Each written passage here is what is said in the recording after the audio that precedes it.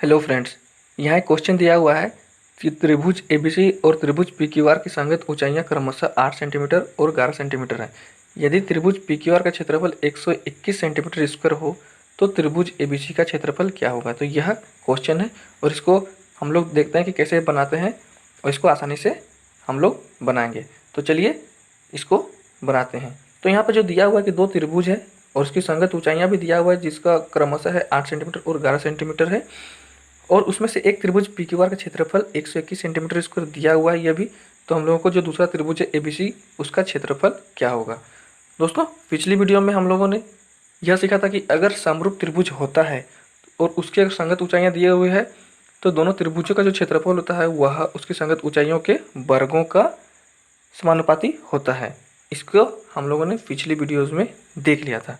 तो उसी प्रकार से इसको समझते हैं कि यहाँ पे जो त्रिभुज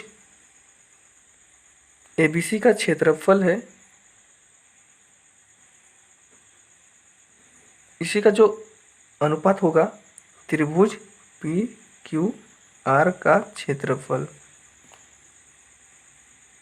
तो यह जो होगा वह कहता है कि संगत ऊंचाइयों की वर्गों का समानुपाती। तो संगत ऊंचाइयाँ, तो यहाँ पे चलिए एक त्रिभुज बना लेते हैं, दोनों त्रिभुजों को, फिर आसानी से बन जाएगी।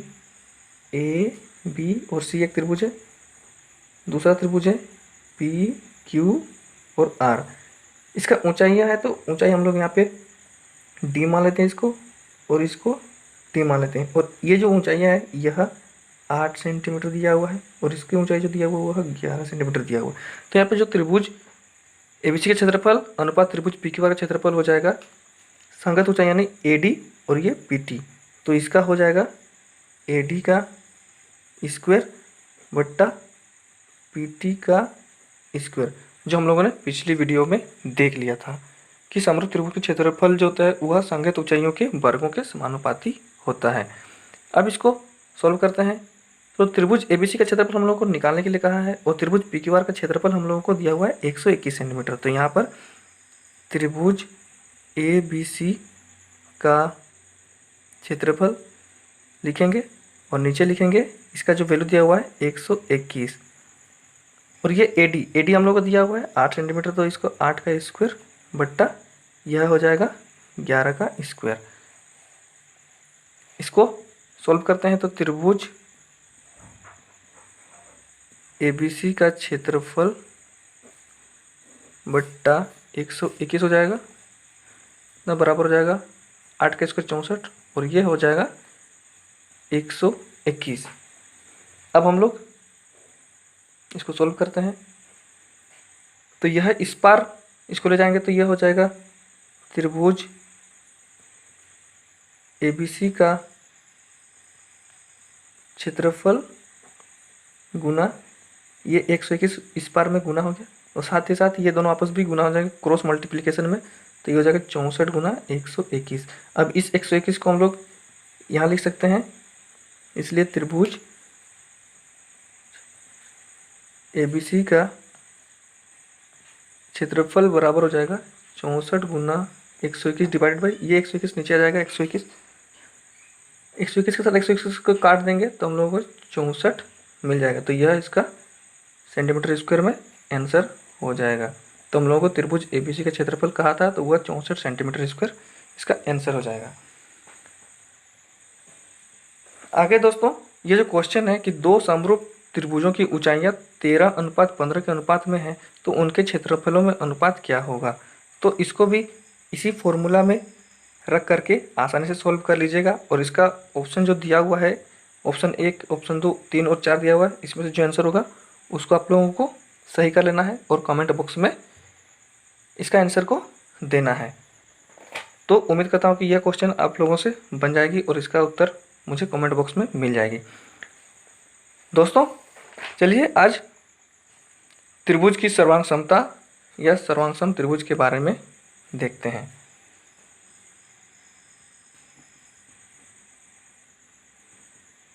त्रिभुजों की सर्वांग समता तो यह है और इसके बारे में हम लोग आज डिस्कस करेंगे।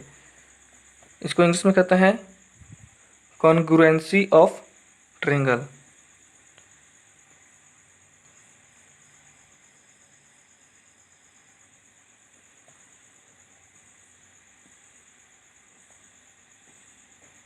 तो यह है त्रिभुजों की सर्वांग समता या सर्वांगसम त्रिभुज।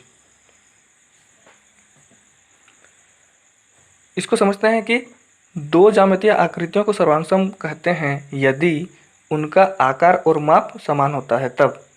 तो यहाँ पे उसको भी थोड़ा देख लेते हैं। दो ज्यामितीय आकृतियों को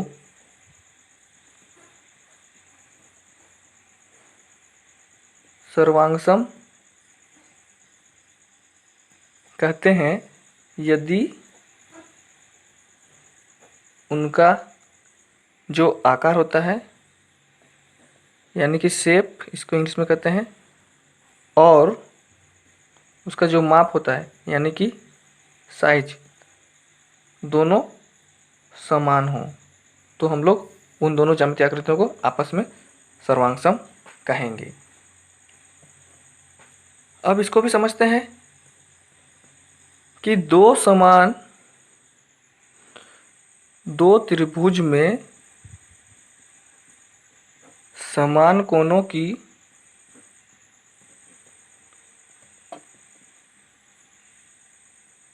सम्मुख भुजाओं को संगत भुजा कहते हैं। दो त्रिभुज में समान कोणों की सम्मुख भुजाओं को संगत भुजाएं कहते हैं।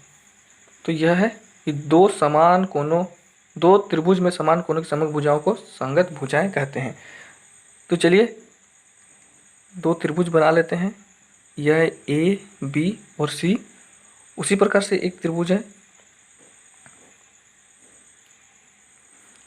इसका नाम है डी, ई और एफ। इसमें ये कोण ए है, कोण बी है और ये कोण सी है। उसी प्रकार यहाँ पे डी है एंगल, ये ई है और ये एफ है। इसमें कोण बी के बराबर में कोण हम लोगों ने एफ को माना है और कोण सी के बराबर में है कोण ई। तो इसमें देखते हैं, यहाँ पे कोण ए के बराबर में है कोण डी, कोण बी के बराबर में है कोण एफ और कोण सी के बराबर में है कोण ई।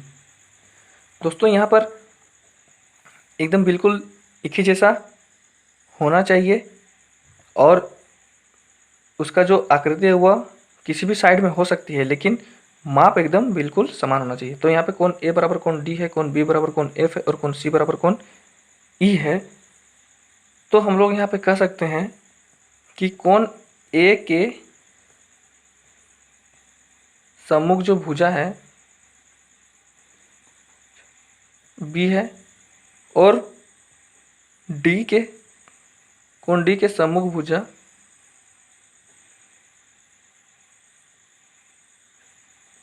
ई एफ है। तो ये दोनों आपस में संगत हैं, संगत भुजाएं हैं।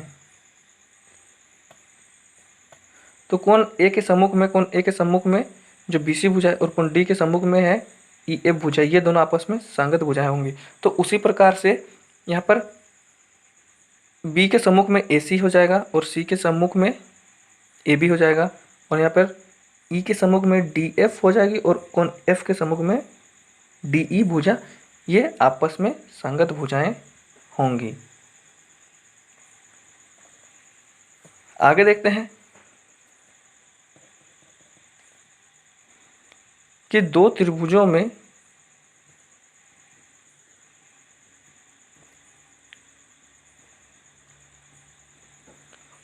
समान भुजाओं के सम्मुख कोणों को संगत कोण कहते हैं। समान भुजाओं के सम्मुख कोणों को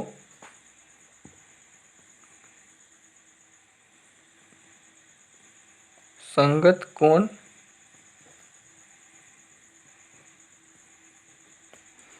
तो दो त्रिभुज होना चाहिए और उन दोनों त्रिभुजों के अगर समान भुजाएं होती है तो उस भुजाओं के सम्मुख में जो कोण होगा वे कोण को संगत कोण कहेंगे। तो इसको भी देखते हैं। एक त्रिभुज ए बी सी है, उसी प्रकार से दूसरा त्रिभुज है डी ई और एफ। इसमें कोण ए बी के बराबर में कोण ई एफ हो गया, कोण बी सी भुजा बी सी के बराबर में हो गया ई डी या डी ई, और कोण ए सी के बराबर में हो गया डी एफ। तो यहाँ पे समान भुजाओं के समूह कोण, यहाँ पे समान भुजा जैसे ए बी है तो यहाँ पर ई एफ है, कोण भुजा ए सी है तो भुजा डी एफ है, और बी सी भुजा है तो डी ई भुजा है। तो इसके जो सम्मुख कोण होंगे उसको देखते हैं। यहाँ पे ए बी के बराबर में है ई एफ, बी सी के बराबर में है डी ई, और ए सी के बराबर में है डी एफ। तो इनके जो सम्मुख कोण होंगे ए बी के सम्मुख कोण, ए बी के सम्मुख कोण कौन सी हो गया, और ई एफ के सम्मुख कोण, ई एफ के सम्मुख कोण, ई एफ के सम्मुख कोण कोण डी हो गया।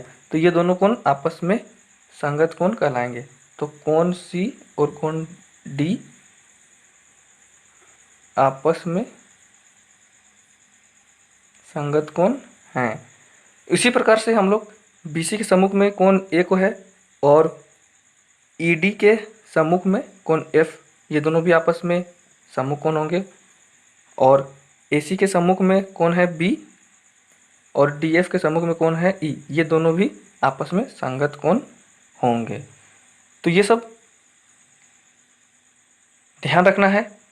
और आगे भी हम लोग बात करेंगे त्रिभुजों की सर्वांग समता में जो सर्वांग समता के जो नियम है, भुजा कोण भुजा भुजा भुजा भुजा, ये सब सारे सर्वांग समता के प्रमेय टाइप के हैं, तो उनको भी अभी हम लोग देखेंगे।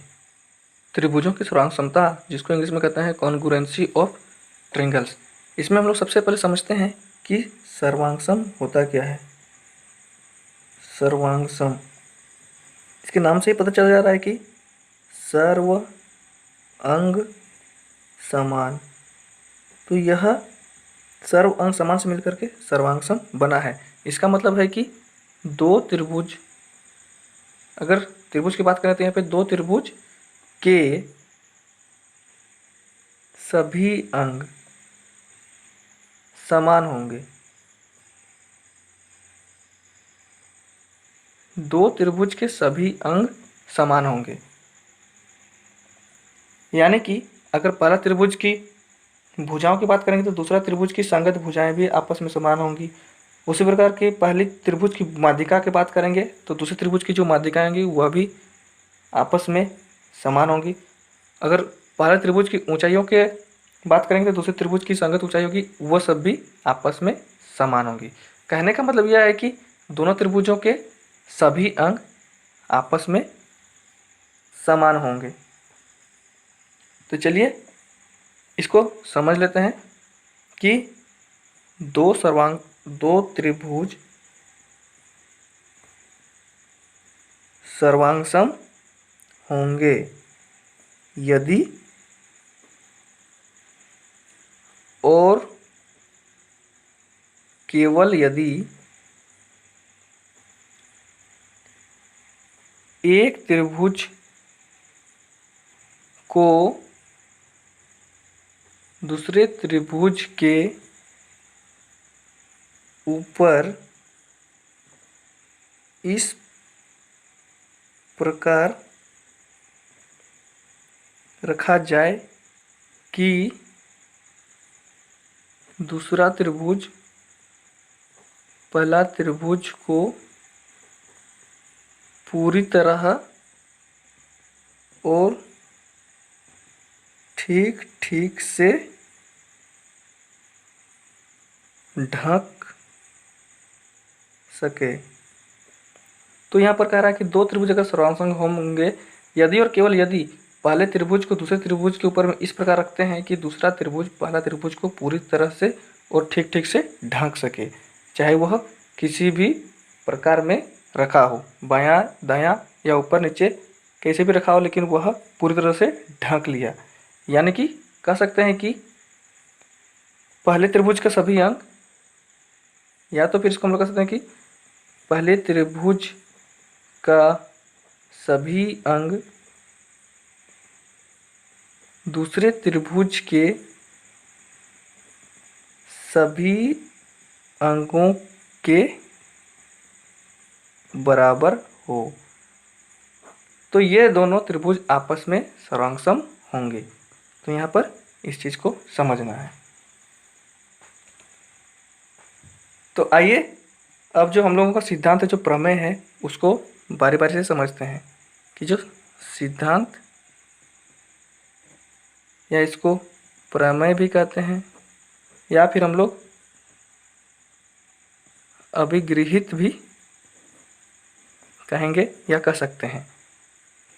तो यहाँ पर सबसे पहले बात करते हैं SAS अभिगृहित के बारे में, या SAS अभिगृहित।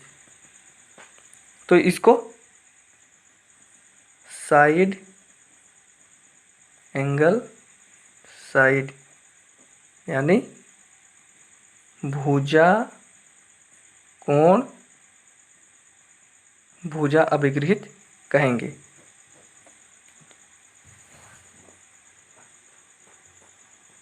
तो यह है कि यदि और केवल यदि एक त्रिभुज की दो भुजाएं तथा उनके अंतर्गत कोण दूसरे त्रिभुज की अनुरूपी दो भुजाओं तथा उनके अंतर्गत कोण के बराबर हो, तो ये दोनों त्रिभुज आपस में SAS अभिगृहित के तहत सर्वांग सम होंगे। यदि और केवल यदि एक त्रिभुज की दो भुजाएं तथा उनके अंतर्गत कोण दूसरे त्रिभुज के अनुरूपी दो भुजाओं तथा उनके अंतर्गत कोण के बराबर हो। तो यहाँ पर साइड एंगल साइड या भुजा कोण भुजा यानी दो भुजाओं के बीच में एक कोण होना चाहिए, दो भुजाओं के बीच में एक कोण होना चाहिए। तो इसको आइए समझते हैं। त्रिभुज यह है ABC, यह भी है त्रिभुज DE और F। इसमें AB के बराबर में DE है और BC के बराबर में EF है, और इन दोनों के बीच में AB और BC के बीच में जो कोण है वह B है, और DE और EF के बीच में जो कोण है वह E है। तो यहाँ पर त्रिभुज ABC और त्रिभुज DEF में, त्रिभुज ABC और त्रिभुज DEF में AB के बराबर DE है और BC के बराबर में है E और F, और इन दोनों के बीच में जो एंगल है वह है कोण B, और इन दोनों रेखाओं के बीच में जो है वह कोण E है। तो हम लोग कह सकते हैं कि ये दोनों त्रिभुज ABC और त्रिभुज DEF दोनों सर्वांग सम है, दोस्तों सर्वांग को हम लोग इस साइन से डिनोट करते हैं। इस साइन से हम लोग समझेंगे कि ये दोनों त्रिभुज आपस में सर्वांग हैं। जो दोनों भुजाएं हैं ए बी और बी सी के बीच में कोण बी है, वह वैसे ही डी ई और ई एफ के बीच में है कोण ई। तो ये दोनों भुजाओं के बीच में कोण बी है और इन दोनों भुजाओं के बीच में है ई। तो यहाँ पर एस ए एस मतलब साइड एंगल साइड का पूरी तरह से यहाँ पर इस दोनों त्रिभुजों में पालन कर रहा है कि दोनों भुजाओं के बीच में कोण है, यहाँ पर भी दोनों भुजाओं के बीच में कोण है। तो इस प्रकार से हम लोग समझेंगे कि दोनों त्रिभुज आपस में सर्वांग होंगे। जैसे ये लोग सर्वांग हो जाएंगे तो बाद बाकी जितने भी इनके जो अंग हैं वो सारे समान हो जाएंगे। तो हम लोग यहाँ पे कह सकते हैं कि अर्थात कोण सी ए सॉरी भुजा सी ए बराबर हो जाएगा डी एफ, कोण ए के बराबर हो जाएगा कोण डी, और कोण सी के बराबर हो जाएगा कोण एफ। तो यह है एस ए एस अभिगृहित या साइड एंगल साइड या भुजा कोण भुजा, इसी को कहते हैं। अब बात करते हैं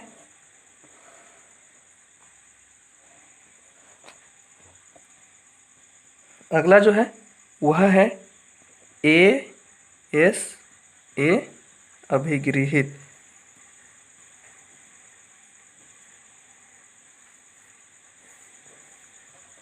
तो यह है ए एस ए मतलब एंगल साइड एंगल, यानी एंगल मतलब कोण, साइड मतलब भुजा और यह फिर कोण। तो यह है सर्वांग समता के जो, इसको भी आप समझते हैं। तो यह है कि यदि एक त्रिभुज के दो कोण और उनकी अंतरित भुजा क्रमशः दूसरी त्रिभुज के दो कोण और उनके अंतरित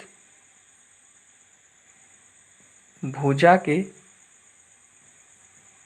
बराबर हों तो दोनों त्रिभुज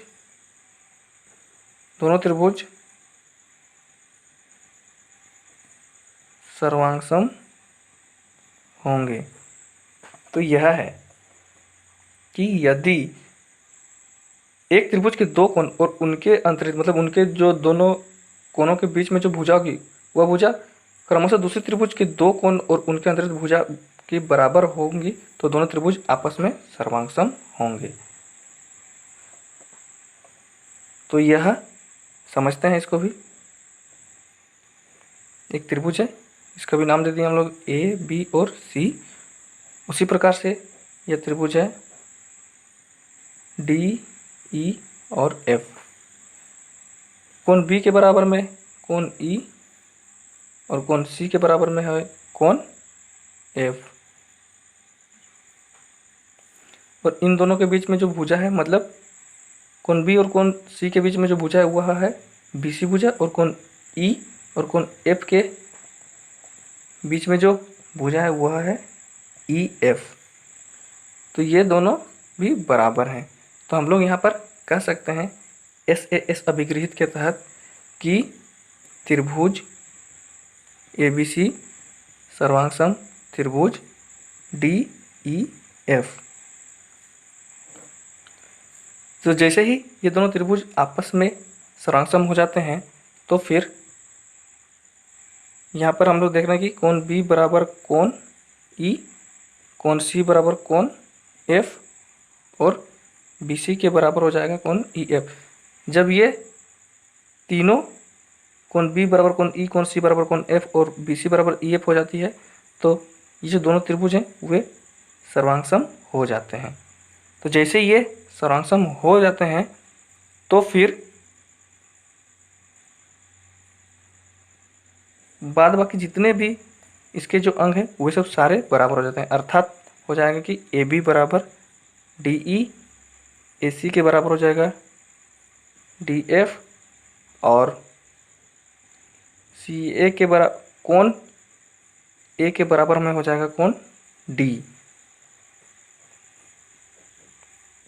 तो इस प्रकार से ए एस ए अभिगृहित यानी एंगल साइड एंगल, कोण भुजा कोण, यह अभिगृहित के आधार पर हम लोगों ने देख लिया कि कौन त्रिभुज ए बी सी और त्रिभुज डी ई एफ दोनों सम है।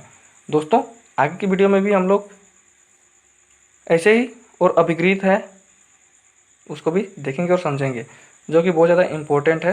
इन सारी चीज़ों को भी अच्छे से ध्यान रखना है और इसको बराबर प्रैक्टिस करते रहना है।